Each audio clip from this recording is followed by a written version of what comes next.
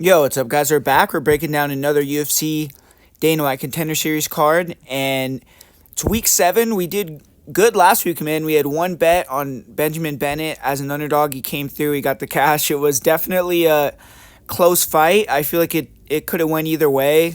So hopefully this week, the bets that we have and the predictions we have maybe are a little bit easier wins, but nonetheless, we made some money last week on the card. We're going to be looking to do that once again this week. And got a couple underdogs that I like here, looking at a couple props. And overall, I think this is a really good card. I think it's a high level card in terms of the matchups that we're getting, especially in comparison to some of the more recent ones that we've been, more recent cards that we've been seeing in the Contender Series lately. But yeah, man, hit the like button on this video. I would really appreciate if we can get close to 100 likes. That would be awesome.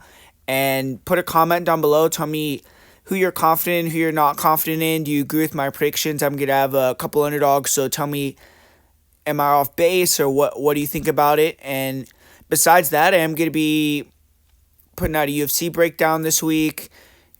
Hopefully, we're going to be going live at some point this week, doing some live content for you guys as well. So, just stay plugged into the channel, man, and we're going to be giving you guys some different content also. So thanks for always watching, but let's get into this fight card, man. First fight of the night, we got Rosecono. She's taking on Alexia Tinara, and this is a really good matchup. I mean, both of these fighters won titles in their most recent appearances, and Alexia Tinara's kind of stayed a little more regional. She fought on smaller Brazilian promotions. She won her belt in the SFT promotion, and she also fought for Jungle Fight, and those are some fairly big fight shows in Brazil. But Rose Consejo, she had her last 2 fights for the LFA. Both of those fights were in Brazil, though, for LFA Brazil, so it wasn't like either fighter has experience coming over and fighting in the United States. For both of them, this is going to be the first time they're doing that. But in Rose's last fight, she won the LFA title. And I think Tinara, though, has actually fought better competition. She's fought multiple UFC fighters, 10-1 on an 8-fight winning streak. Her one loss was almost 5 years ago at this point, and it was against Bruno Brazil. And Rose Consejo, she's beaten a couple of fighters with good records, but I don't think that they're the same caliber skill-wise of the fighters that Tinara has fought. And when you look at how these girls fight, how they match up, you look at Alexia Tinara.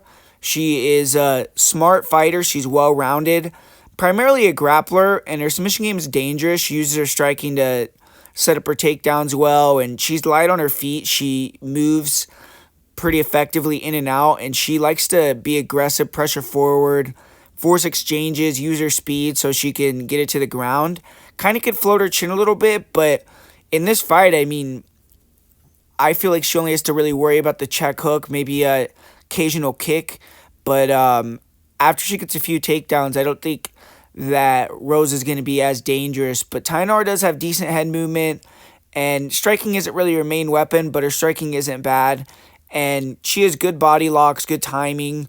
She can take you down against the cage. And on top, she has good control, ground and pound, slick submission game. And she's going to be looking to bring this fight to the ground and try to finish it there.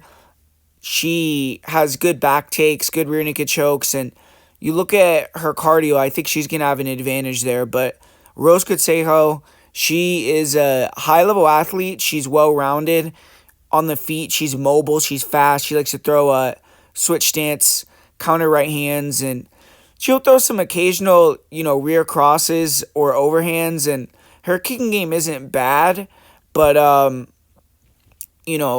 really just round kicks to the body, to the head. She'll have some occasional lead leg kick attacks, but her striking is pretty predictable. It's just countering with that switch stance check hook, and she lets you pressure her. She's usually, when she goes forward and will actually feint, fake, try to open fighters up and counter, she's a little better, but she's just kind of low volume to me and doesn't move her head much. I feel like her defense isn't the best on the feet, and she is strong, though. I mean, I've seen her get some nice explosive takedowns against the cage, but I feel like she's going to be at a disadvantage in the wrestling and grappling in this fight. Her last fight, she did get held up against the fence, taken down a few times. She tried to explode out of some bad positions and ended up getting her back taken and put in bad spots. And I feel like Tinara, if she can get on top with time to work, could potentially get a submission here.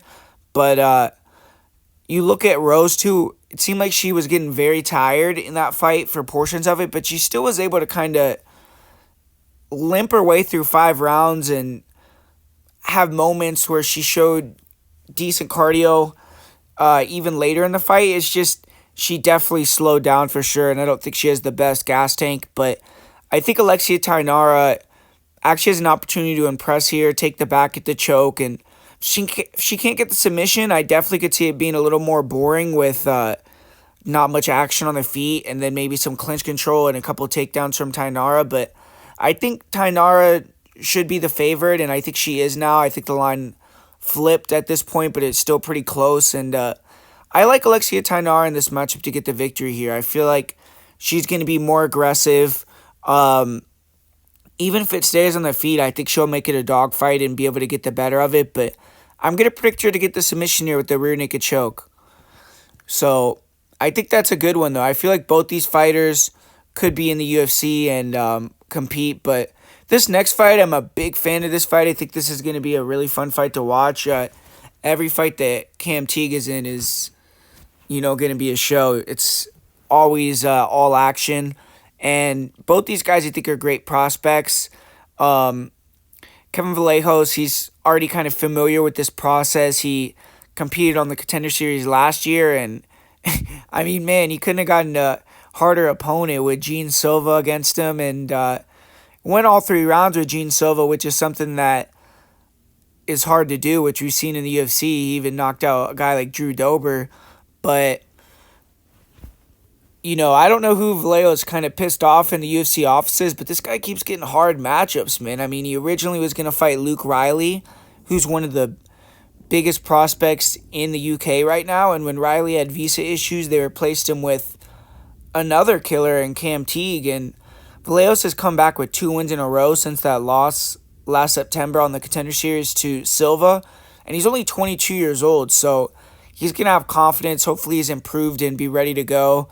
And you look at this Brothers of Life gym in Argentina, they've done a really good job of getting these young guys really sharp, really technical early and to the top level fast. I mean, there's a couple other guys that they got to the UFC at pretty quickly. I'm trying to remember. Francisco Prado, for instance.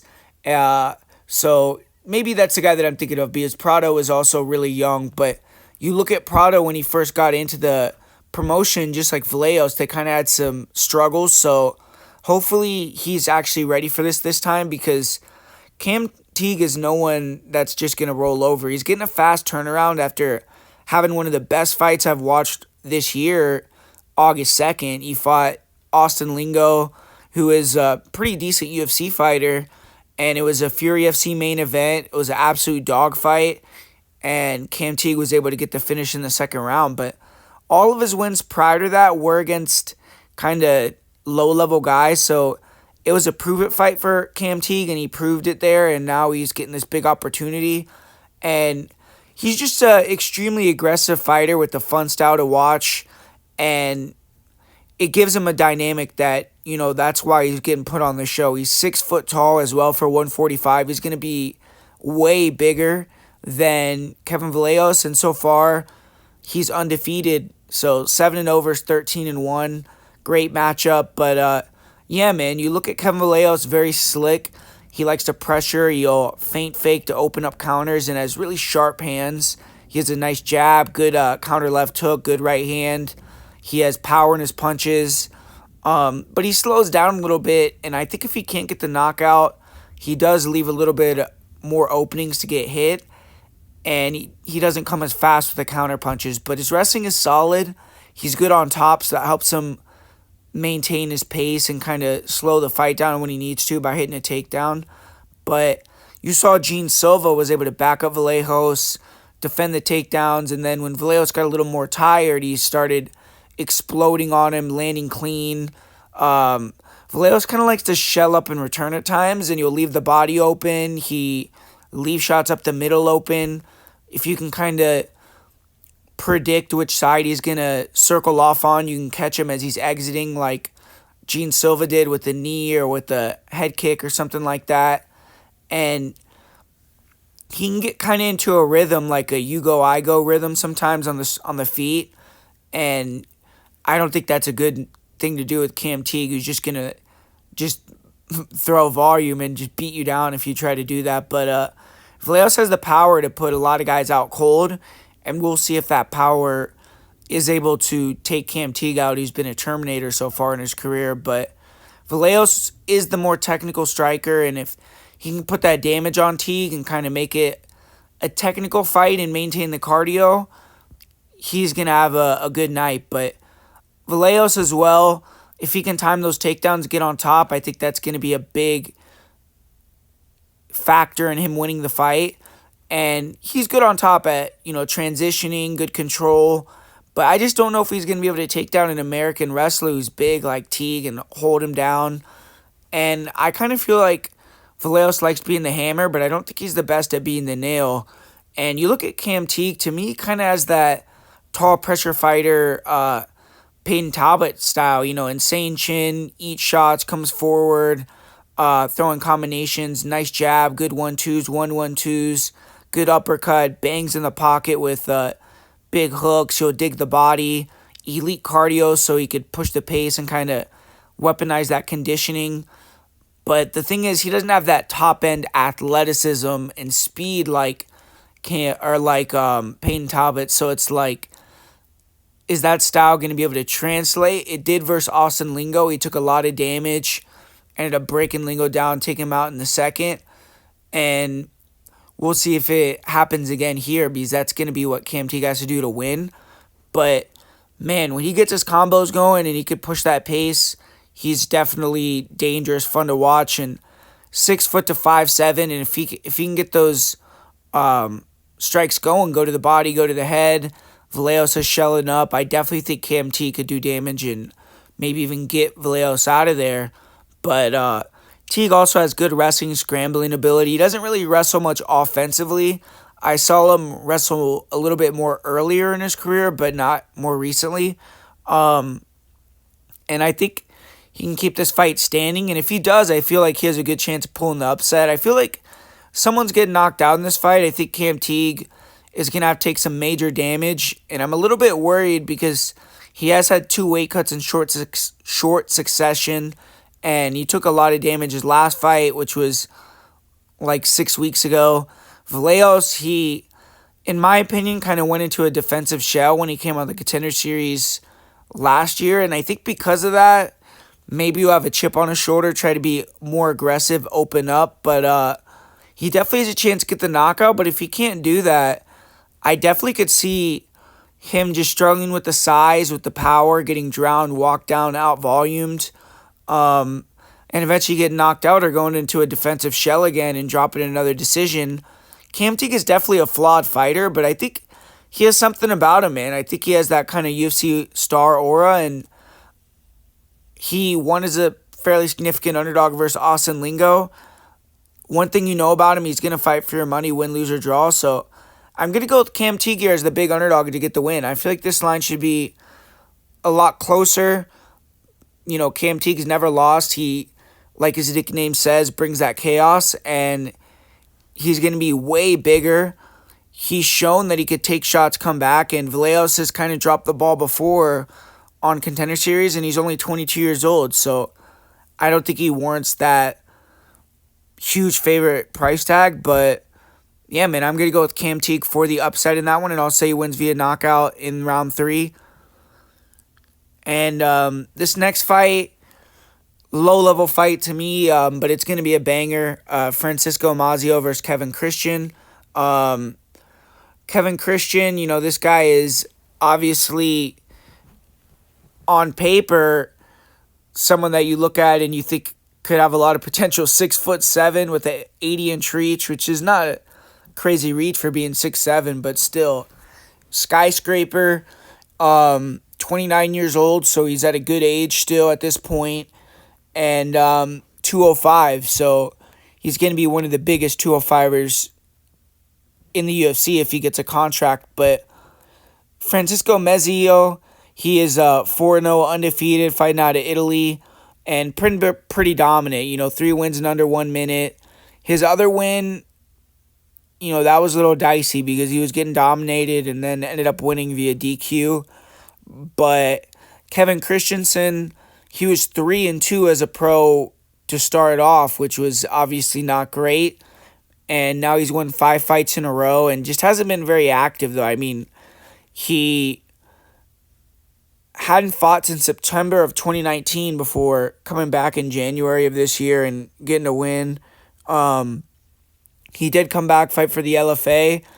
And I think, because he has that size, it's easy to get him fights in these big promotions or big time spots like Contender Series, but we'll see if he's actually ready for it. It's hard to find much footage on Kevin Christian. The only fight of his I could find was his LFA fight, and with that being his only fight since 2019, I mean, maybe it's kind of the only one that matters, but Christensen, he's dangerous but reckless on the feet. He uses that jab and then gets fighters to throw so he could pull counter, but that's a dangerous style when you're a tall guy with kind of that tall man's defense, because aggressive fighters are just going to come over the top and bomb on you, and we saw his last fight early on, he got dropped, so Francisco Mezio is definitely going to have a chance to KO him early, but when Christensen can get that pull counter game going, his rear crosses are powerful, they're sharp, he mixes some nice kicks in, he doesn't really check leg kicks though, and like I said, he floats his chin. He got dropped his last fight. He kind of has a kill or be killed style because throws caution in the wind, and it kind of just comes down to who lands first. But he is very explosive. The finishing combination he had that had a flying knee to the body his last fight was really fun to watch, and you could tell it when he hurt somebody, he has that killer instinct. But I haven't really seen him grapple much. He did get a takedown in round 1 of his last fight by timing a kick, but couldn't hold his opponent down. He is a black belt in jiu-jitsu apparently, so obviously he is going to be decent on the ground, but I just haven't seen it. I don't know if it translates to MMA. And Christian's cardio looked good in round 2 of his last fight. He was ready to push the pace, and he did get the finish really early into the round. But he did get dropped in the first, and it was a tough fight, so I think his cardio kind of checked out in that matchup. And Francisco Mezio is a guy that we're going to talk about that has really bad cardio, but he's powerful. He's explosive. He has been a little stiff, but you look at his last fight, he was a lot more mobile and looked a lot more explosive. He closed the distance quick, and he has solid boxing. I mean, he'll throw good straight punches, nice jabs, good 1-2s, 1-1-2s. He has good feints. He kind of uses his feints to open up big punches. He'll go to the body.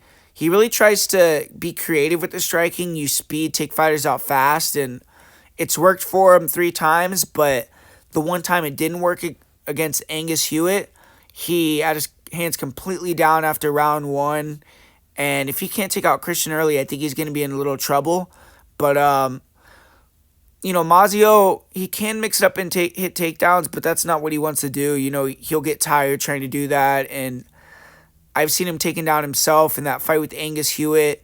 He was getting out-wrestled. He was getting mounted. He looked like he wanted to quit, and then Hewitt threw an illegal knee and got himself disqualified. So, Mazio got the win there, but it wasn't necessarily an impressive fight there for him, and I feel like that showed that if Christian can get out of the early going, he's going to have a great chance. But, I think it's a clear fight. Doesn't go decision. I think you could parlay that. I think Mazio is either going to get Christian out of there in the first few minutes, or he's going to gas, and Christian will finish him in the second or third. But I'm going to slightly lean towards Mazio because I feel like I said, if Christian comes out there early, throwing that lazy jab, Mazio is really explosive. I feel like he has decent boxing, and he can come over the top, and Christian did get dropped his last fight. Mazio, if he drops him, I think will finish him. So I'm going to go with Mazio with a really fast finish and a contract. But if he can't get him out there early, Christian's going to take him out. So maybe, put a bet on Mazio to win round 1, Christian round 2, round 3, something like that. But I kind of see this as a pick'em. So they got Christian as a minus 160 or something favorite. So I'm gonna pick the underdog Maio and say he gets that first round KO here. So that's gonna be a fun one to watch there. And this next one, another pretty good fight here. Daniel Frunza taking on Vadim Kutsi. And, you look at Daniel Frunza, he's continuing the international flavor on this episode. Both these guys are not from the U.S. Most of these guys on this card aren't. And he's 8-2. He's on a 4-fight winning streak. And the majority of his fights have been in Italy and Chile, but he has came over, fought a few times in the U.S. as well. He fought Gary Belletto Jr. in 2021, lost that fight at CFFC card or CES card, one of those two. But his last 3 fights have all been in the United States, and he's won all 3. He beat Jalen Fuller and Harris Tolunsuk in LFA, who are both solid prospects, and he was going to fight another opponent last week, but that fight got scrapped, and now he's fighting a 17-1 fighter. So, man, he's going to have to be ready for a tough challenge. But, Vadim Kutsi kind of has a shiny record, but a lot of his record is padded. Lately, he has proven his worth, though, at world level. His first 10 or so wins, nothing to write home about, but since 2016, he's gotten some impressive victories. He's beaten fighters like UFC veteran Ismail Nardiev, and this is the first fight in the United States for him, but he's fought for Brave CF and should be used to big pressure. He also is 33 years old, so he has to perform and win impressively to make an impression on Dana. But Daniel Frunza, the guy's a great striker. He stands upright. He has a wide base. He's planted so he could sit down, throw hard punches. He likes to probe with the lead hand to gauge distance, then come over the top with big right hands. He's fast. He's accurate. Sharp with the straight lefts. And he's good at slipping and coming over the top with the right hand. He'll counter kicks with the right hand. Due to that, he could kind of walk fighters down and control the pace. In his loss to Gary Belletto, he got dropped, and then Belletto jumped on his back and locked in the choke real quick. But against most fighters, if you can't get Frunza down, you're going to have issues striking with him. But Frunza's wrestling is kind of what needs improvement. I feel like if he can get his takedown defense better, he's going to be a hard fighter to beat. But currently, he can kind of get stalled against the cage at times. He can get taken down. His last fight, he was controlled for a lot of the fight, but he showed good cardio, was able to defend a lot of the takedowns. Then with 1 second left, he landed a nasty elbow and ended the fight. So he's dangerous for all 15 minutes. His opponent, Vadim Kutsi, is a cerebral fighter. He likes to use a lot of lateral footwork, pull fighters into his single legs, and good job of using that single leg to push fighters to the cage, chain wrestle, and I think he's going to be effective kind of holding Frunza against the cage. On top, he is more control-based. He's not a big finisher when he gets top position, but he can wrestle and move for 3 rounds. His last fight, he kind of proved that danger factor that he has shown in round 1 with his ability to knock you out. He landed a nice counter over the top of Ismail Nardiev's kick and knocked him out cold. And he has a good overhand, good check hook. He'll throw hard kicks and several first-round knockouts. So early on, if he can connect, maybe he can club and sub or just knock Frunza out cold like Gary Belletto did. But, Kutsi's one loss was a knockout loss, so Frunza definitely has that puncher's chance. But I just think Kutsi's more well-rounded. He should win this fight. I expect him to either get that early knockout or settle into a smart game plan of using that wrestling, stalling Frunza, and getting the win that way. I do think he's going to try to be entertaining early, so I'm going to predict he goes out there and gets the finish in the first round. So give me Kutsi here to win this fight. I know it's short notice, but I'm going to say he gets the win early and gets that contract. Frunza is a good fighter, though, so I hope that somehow, even if he,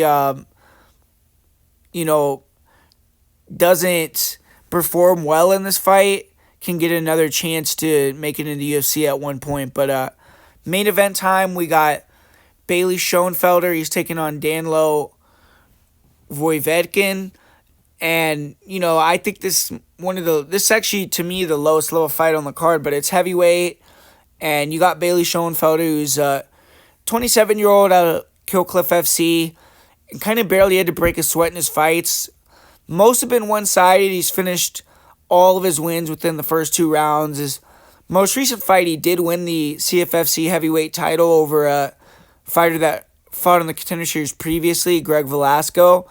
But that was by far his best win. The only good fighter he's fought as a pro as well. So experience is definitely on the side of Voivodkin, who, in terms of martial arts competition, has been fighting for a lot longer time.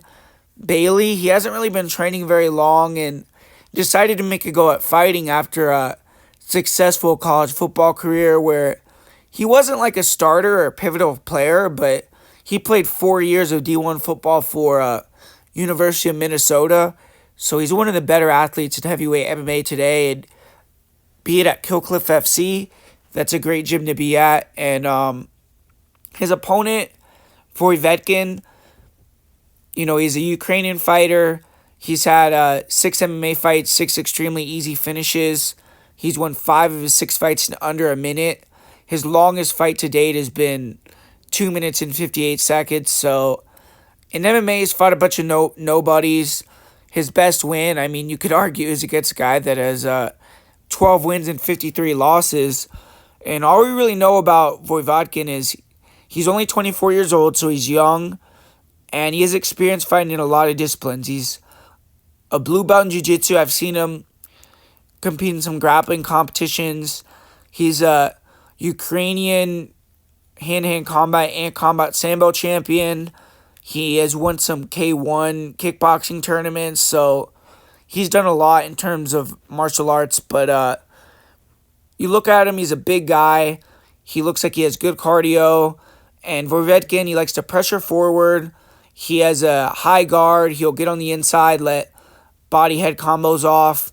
He isn't the fastest fighter, so at times when he opens up, you can kind of catch him with counters.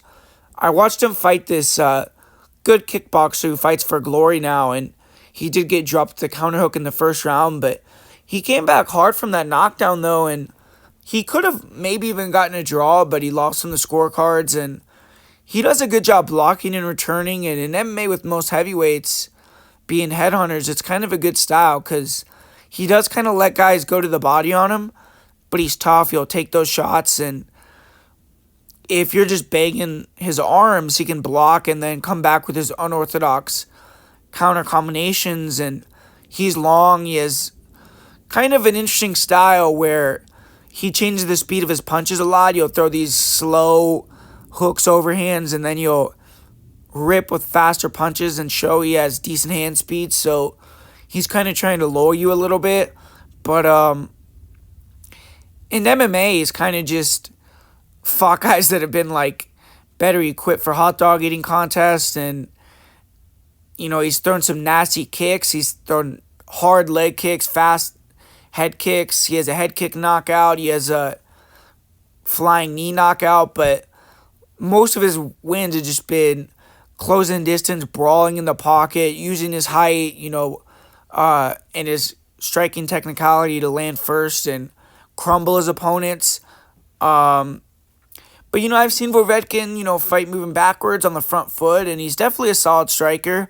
He's not going to be as fast or as athletic and explosive as Schoenfelder, so it is going to give Schoenfelder a chance to land and knock him out on the feet.